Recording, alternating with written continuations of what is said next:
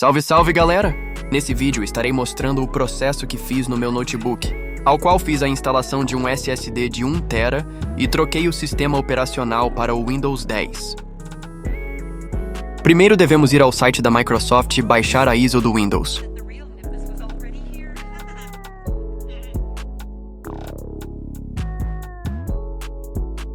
Lá você irá selecionar o idioma e arquitetura do seu computador.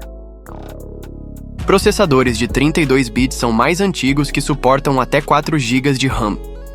Já os de 64 bits são mais novos e potentes que podem processar mais dados.